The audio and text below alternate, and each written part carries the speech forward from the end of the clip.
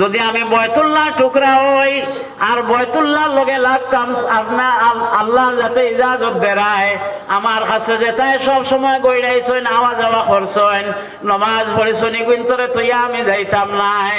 আমার একজন ভাই বার হোসাইন আল্লাহর ঘরের বারিন্দা হইতো সর্বপ্রথমে 5,000 টাকা আল্লাহর ঘর দিতায়।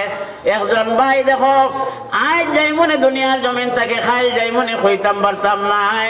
এই দুনিয়ার জমিন এখান কোন স্থায়ী জমিন, স্থায়ী জমিন নাই। আলহামদুলিল্লাহ, নারায়ে তাকবীর।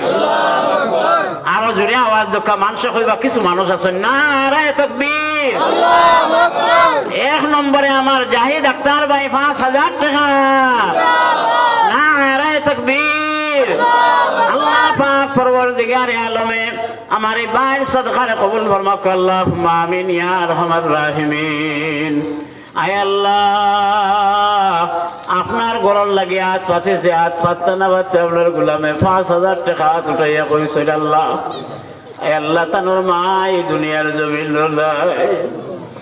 আয় আল্লাহ, আপনার বান্দে বড় উলামায়ে কেরাম আপনারে মায়া করতা। আল্লাহ, আপনার বান্দের কবরের মধ্যে রহমতুল জড়ি বর্ষাও, আর ও খবর খান কইয়া দেও নেক আওলাদ জমিন তৈয়ার কারণে তোমার কথা ইয়াদ করছা।